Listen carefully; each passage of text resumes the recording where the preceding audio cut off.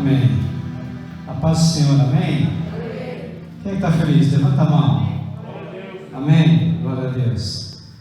A palavra de Deus diz que o povo de Deus é o povo mais feliz dessa terra. Glória a Deus. Amém?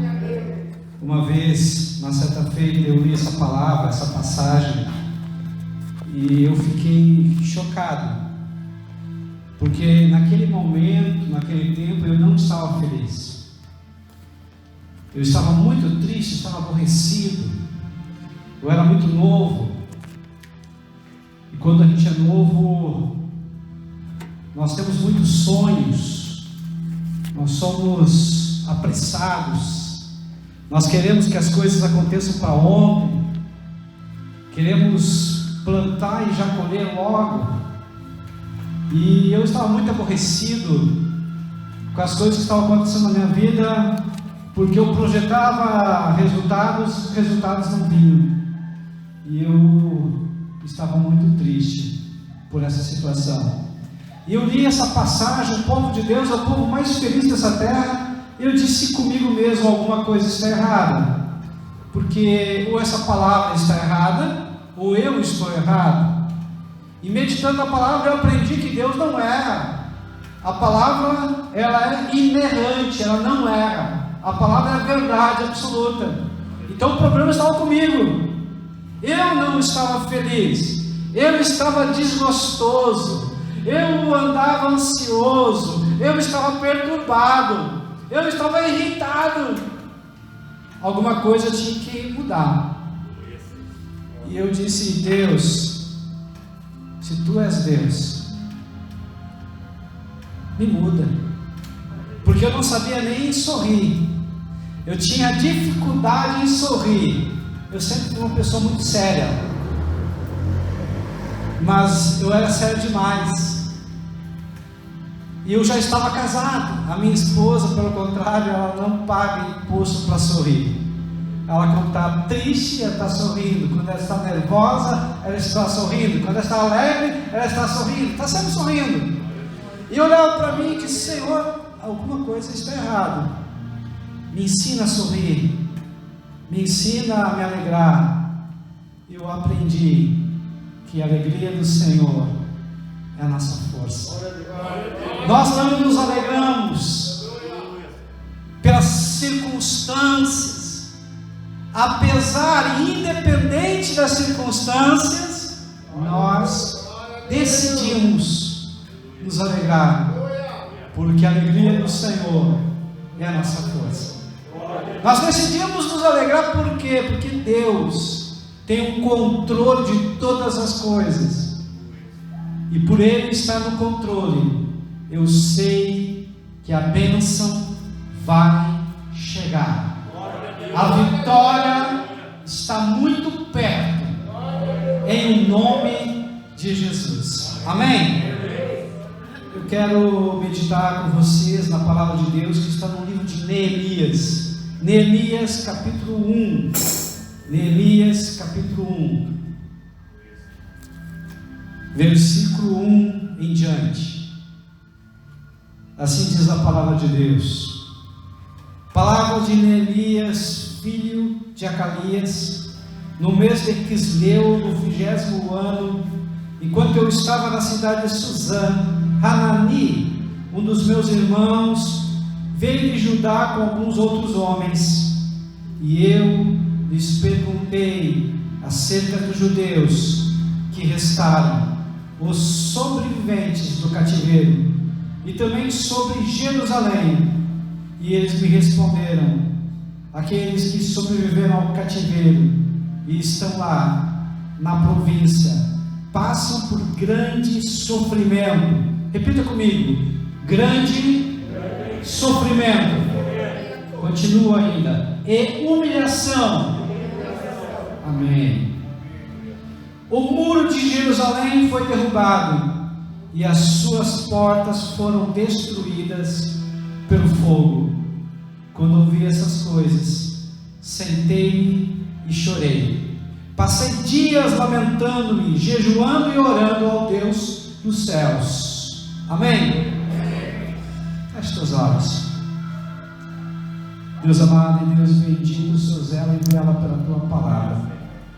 E a tua palavra não volta vazia, sem completar, com propósito, para o qual ela está sendo lançada, como uma semente, uma boa e bela semente, que vai encontrar um terreno fértil, e que vai produzir a 30, 60 e a 100 por um. Abra agora, Pai, os ouvidos espirituais, para que o teu povo ouça e tenha coragem de colocá-la em prática, para a tua honra e para a tua glória, em o nome de Jesus. Amém e amém. Queridos, essa é uma história muito bacana, muito interessante, e fala sobre um dos heróis da fé, fala sobre Neemias. O povo tinha pecado, o povo de Israel, o povo de Judá, vivia em idolatria. Pastor, o que é idolatria? Idolatria é botar alguma coisa no lugar de Deus. Idolatria não é só a gente pegar e dobrar nossos joelhos perante um ídolo. Idolatria é: se eu coloco o meu filho, se eu coloco a minha esposa, se eu coloco o meu trabalho, se eu coloco qualquer coisa como prioridade número 1, essa coisa se transforma em um Deus para mim. Então Deus tem que ser o primeiro lugar, Deus tem que ser o primeiro pensamento, Deus tem que ser o maior sentimento, Deus tem que ser a maior ideia, Deus tem que ser o meu sonho, o meu desejo, aquilo que arde no meu coração, a minha paixão.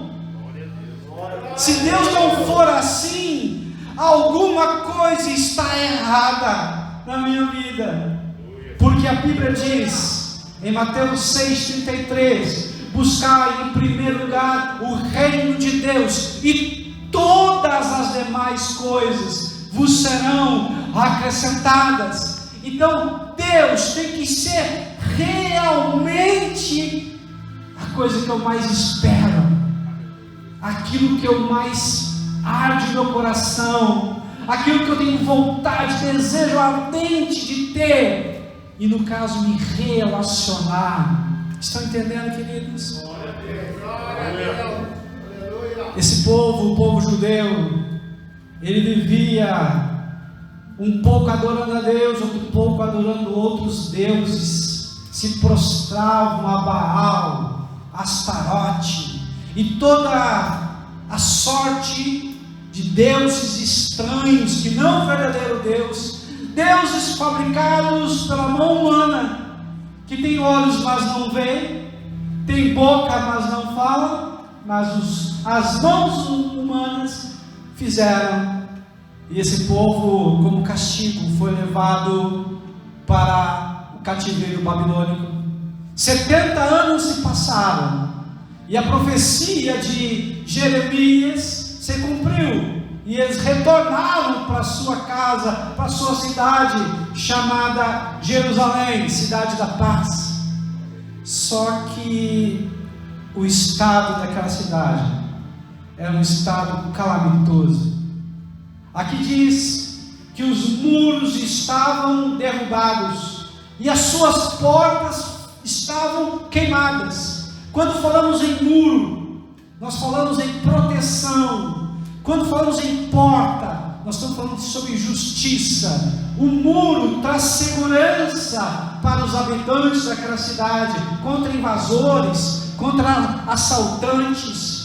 E nas portas, e principalmente a porta principal da cidade, era onde os anciãos, os juízes sentavam e proferiam uma sentença, faziam negócios. Porta refere-se à justiça. Pastor, o que significa a justiça? É dar a cada um aquilo que lhe é devido. Me explica melhor. Vou te explicar. Lá no livro de Efésios, capítulo 5, depois no versículo, capítulo 6, fala, por exemplo, o marido. O marido é justo quando ama a sua esposa e é capaz de dar a sua vida por ela, assim como Cristo deu a sua vida pela igreja. A mulher é justa quando ela se submete à missão do marido e obedece e respeita o seu marido, está junto com ele. Os filhos são justos quando eles obedecem aos pais, porque isso agrada a Deus. Justiça é quando eu sou patrão, eu trato os meus empregados de uma forma justa, e quando eu sou empregado, eu trabalho de uma forma como se fosse para Deus, fazendo o meu melhor. Isso é justiça, é fazer aquilo que a palavra de Deus nos ensina, nos manda. E quando nós obedecemos a palavra de Deus, a palavra de Deus diz em Deuteronômio capítulo 28, as bênçãos correrão atrás de mim, as bênçãos me alcançarão, e as bênçãos permanecerão comigo. Ou seja, as bênçãos correm atrás de mim, eu não preciso correr atrás das bênçãos, basta apenas obedecer a palavra de Deus. Quando eu obedeço, as bênçãos correm atrás de mim. Quando eu medito na palavra de Deus de dia e de noite, como diz o Salmo 1, no versículo 3, tudo que eu faço vai prosperar, tudo que eu fizer vai dar certo. Então, o segredo da prosperidade, o segredo para dar certo é um só: meditar na palavra. Pastor, o que significa meditar na palavra? É como um boi, como uma vaca. Ele pega a grama e remoe, e vai remoendo, vai remoendo, vai remoendo e engole. Depois volta de novo e remoe, e vai regurgitando até suprir e reduzir todas as proteínas, tudo que tem dentro daquela planta, no caso da grama. O que isso significa?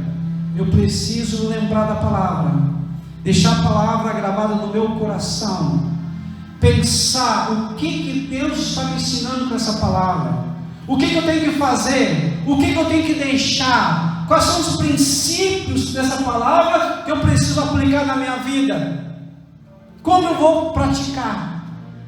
Isso é meditar na palavra. Aqui e agora nós estamos numa situação séria. Havia uma dor, e a dor é muros destruídos, a dor é portas queimadas, a dor é o povo, o meu povo, o povo de Neemias vivia em grande humilhação, vergonha. Pastor, o que significa isso? Eu, você, temos uma dor, temos uma necessidade, temos um problema a ser vencido. Talvez não seja esse mesmo problema, mas é uma dor, é algo que nos tira o sono, é algo que nos perturba, é algo que nos tira a paz, é algo que nos desequilibra, é algo que nos faz pensar: e agora? Para onde eu vou? Quem vai me socorrer? É nesse momento que nós precisamos meditar na palavra. Há uma dor. Quem sabe a dor foi uma palavra maldita, mal colocada, num momento de fúria, de raiva, e que machucou, e que está lá dentro, parece um punhal, parece um espinho que vai nos cutucando e nos perturbando. Quem sabe essa dor foi uma traição, e é difícil engolir, a gente lembrar, a gente fica sem palavra. Quem sabe essa dor é o problema financeiro, são as contas que estão vindo e a gente não sabe o que fazer. Quem sabe é o desemprego, quem sabe é não saber o que eu vou fazer no meu futuro. Nós temos tantas espécies de exemplos de dor, mas aqui havia uma dor em especial, e Neemias precisava fazer alguma coisa. E o que ele fez? Em primeiro lugar, ele orou. A oração move os sobrenatural de Deus. A oração é a chave que abre as portas celestiais para trazer resposta de Deus para o nosso problema, para o nosso dilema. A oração é quando eu abro não somente a minha boca, mas o meu coração, eu falo para Deus aquilo que está me afligindo. Ele orou, ele conversou com Deus. Pastor, mas eu não sei orar bonito. Não é para orar bonito. A oração não é uma palavra, a oração é uma expressão que vem de dentro do nosso coração. A oração é como eu falo, como se eu estivesse falando com o meu melhor amigo, com a tua melhor amiga. A oração é relacionamento profundo e íntimo com Deus. Você vai falar aquilo que está perturbando a tua alma. Você vai falar aquilo que está te pegando. Você vai conversar e falar dos teus medos. Isso é oração. Então a primeira coisa que Neemias fez foi orar. Depois ele jejuou. Pastor, por que o jejum? O jejum é abster-se de algo que para você tem grande valor. Jejum pode ser de comida? Sim, pode ser de comida. Pode ser de alguma bebida? Pode. Pode ser de rede social. Tem gente que fica até sem comer, mas não fica sem rede social. Ou seja, é algo que para você vai ser difícil, para você vai ser um sacrifício. Então o jejum é importante nesse momento, quando nós precisamos de uma resposta, quando nós precisamos matar a nossa carne e se aproximar mais de Deus. Para isso serve o jejum. Precisamos jejuar mais, se abster de coisas que a gente gosta e quer fazer, e a nossa carne deseja fazer, mas daqui um pouco vamos sacrificar e estar mais próximo de Deus. Pastor, por que é importante estar mais próximo de Deus? Mais próximo de Deus é mais perto da bênção, mais próximo de Deus é mais perto da resposta, da solução. Tem coisas e tem vezes que nós queremos resolver na força da nosso braço. Nós queremos resolver com estratégias, com artimanhas humanas, e não resolve. Precisamos buscar a sabedoria dos céus. Precisamos de uma resposta que venha do trono de Deus, pois a palavra de Deus diz que a porta que Ele abre, ninguém fecha, e a porta que Ele fecha, ninguém abre. Então nós precisamos entender e dizer: Senhor, o que Tu queres me mostrar? O que Tu queres me ensinar? Talvez Deus queira afastar pessoas que precisam ser afastadas e aproximar quem precisa ser aproximado. Daqui um pouco, uma amizade que você tem é tão tóxica, te deixa tão mal. Pastor, como é que eu sei se uma amizade é boa ou é má? Muito simples. Uma amizade, um relacionamento é bom quando ela te aproxima de Deus, mas se ela te afasta de Deus, se afasta dessa pessoa urgentemente. Amém? Então aqui havia uma dor, mas junto com a dor eu compreendo e eu entendo que há também uma grande oportunidade.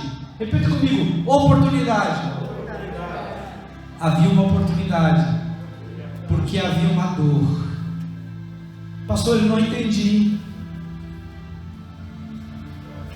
Quem sabe você está vivendo essa dor da traição, porque você vai trabalhar com pessoas que foram traídas, e você vai ter legitimidade de falar, porque você sentiu na pele que ia ser traída. Talvez a dor seja abandono, ser rejeitado, mas você vai conseguir se conectar com pessoas que foram também abandonadas, rejeitadas. Estão entendendo? Às vezes a dor, acaba sendo a missão para o qual Deus nos colocou nesse mundo.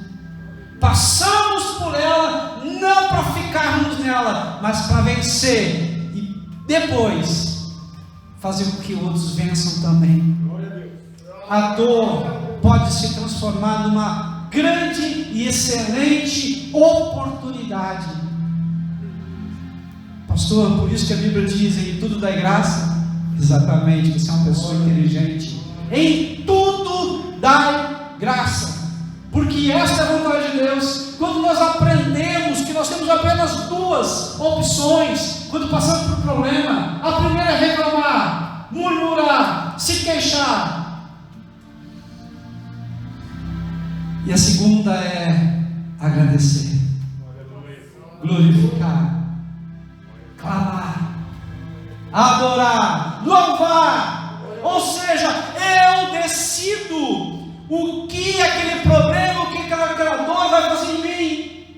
Ou eu sento e choro, ou eu me levanto e reajo, e eu vou para a luta, eu vou vencer.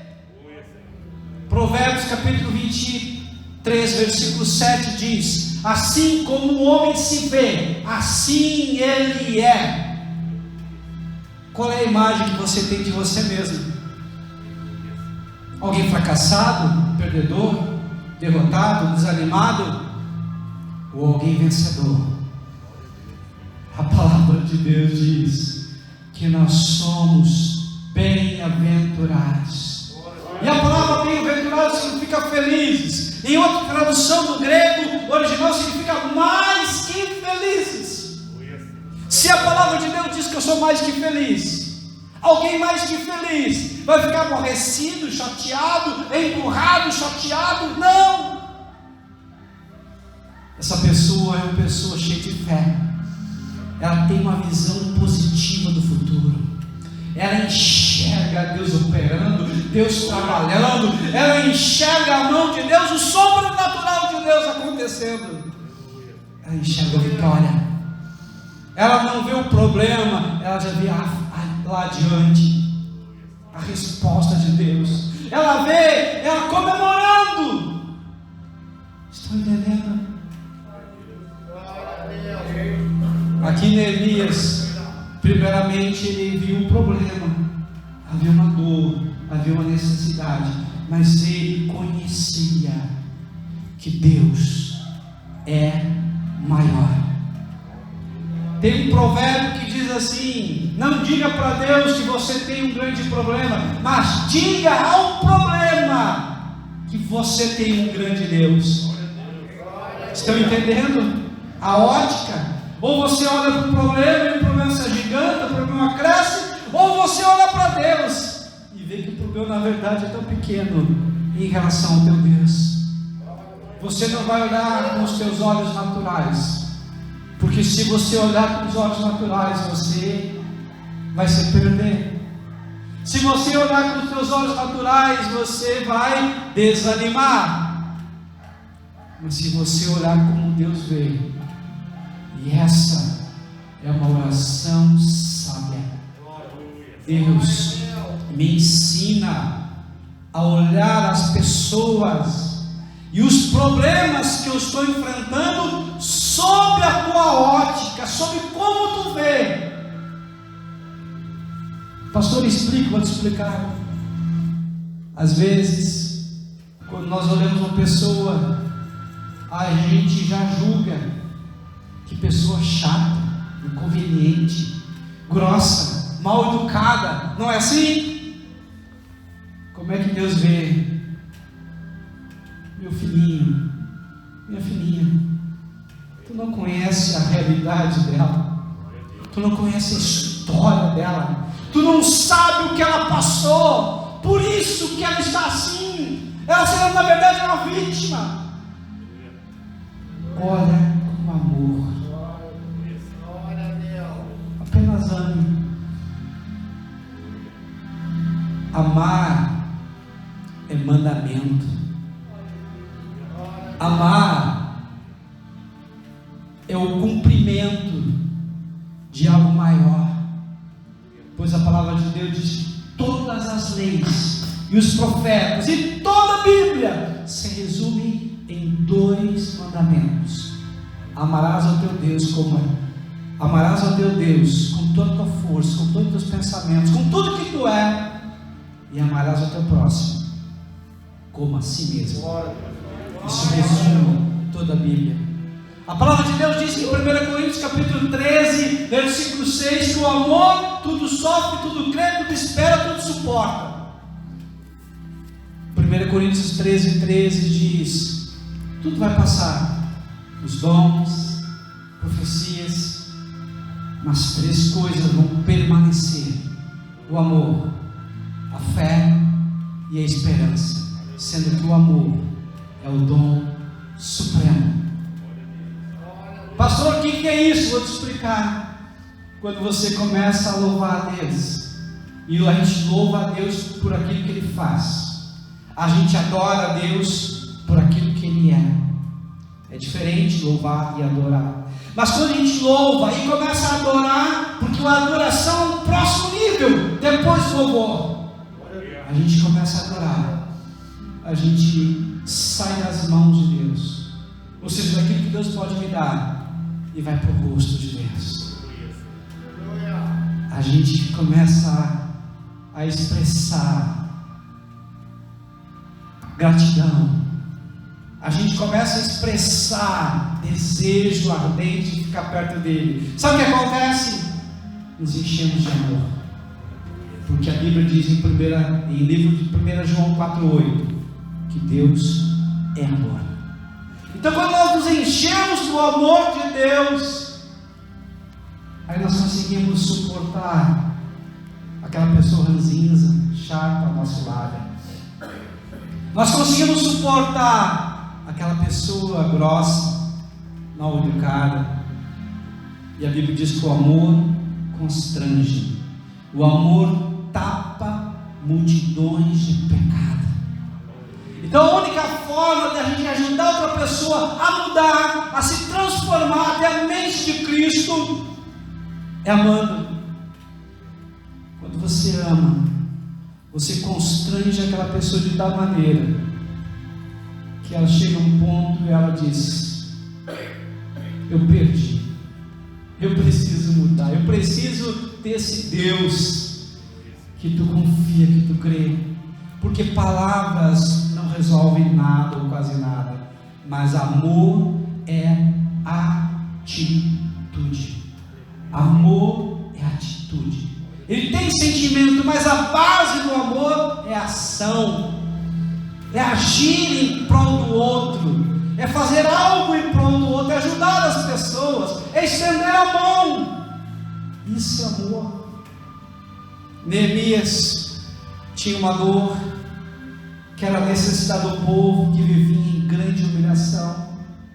Ele aproveitou essa dor, foi até o rei, teve coragem e se passou 4 meses depois que ele ouviu essa mensagem do capítulo 1 para o capítulo 2, e Deus o abençoou. Ele teve fé para esperar, ele teve fé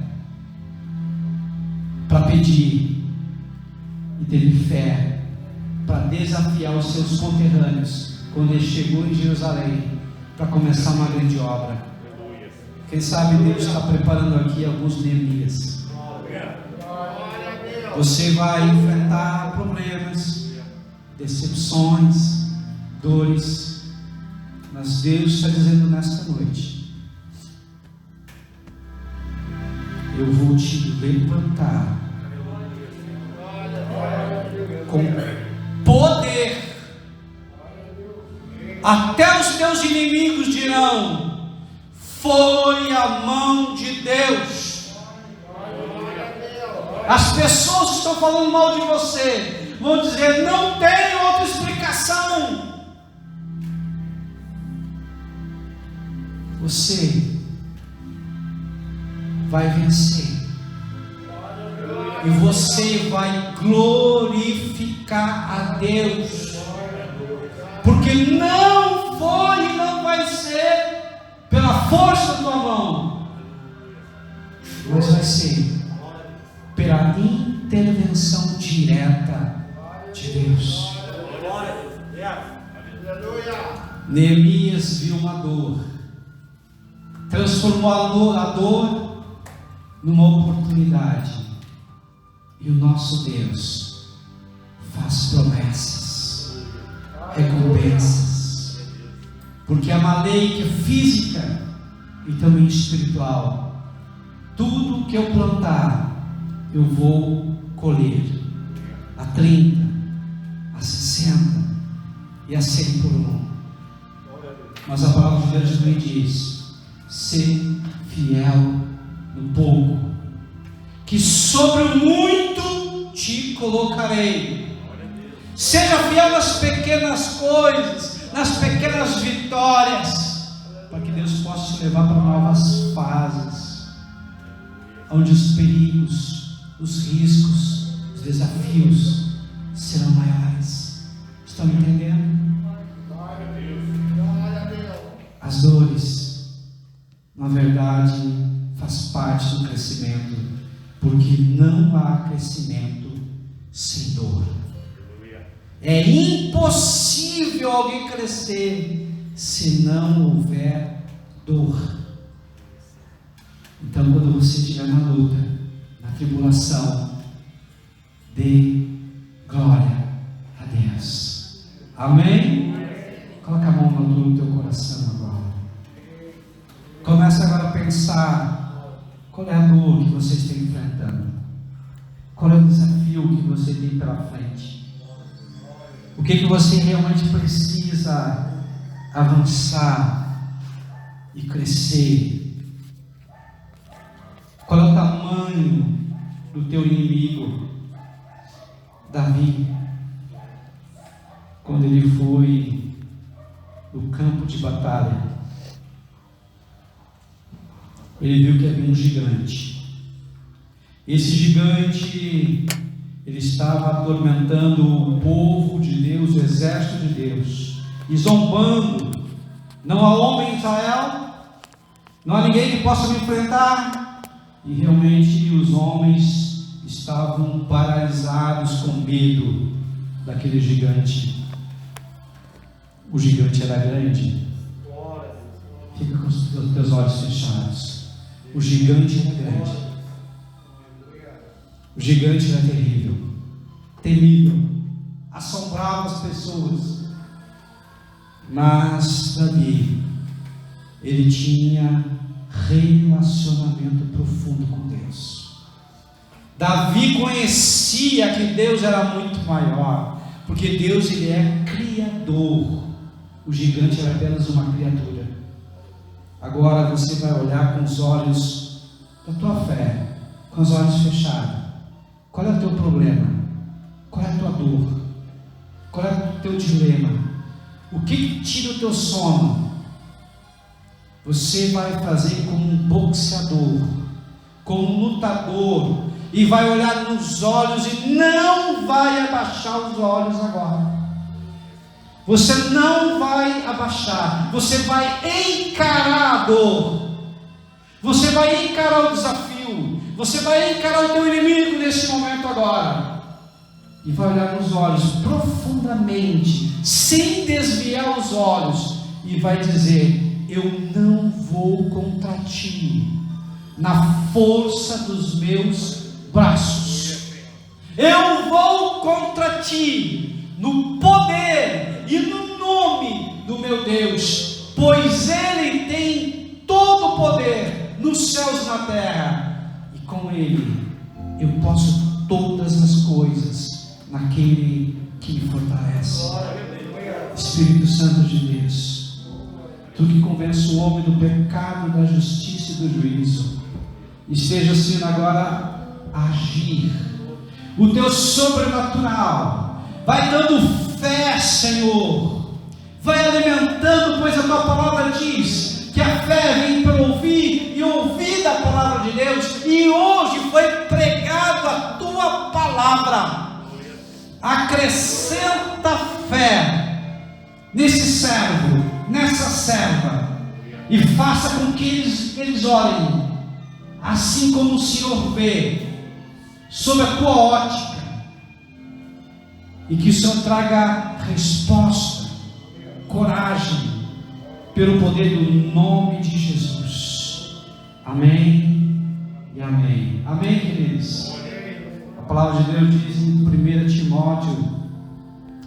Timóteo 1,7: Deus não nos deu espírito de covardia, ou seja, Deus não nos deu espírito de medo, mas nos deu espírito de poder, amor e moderação.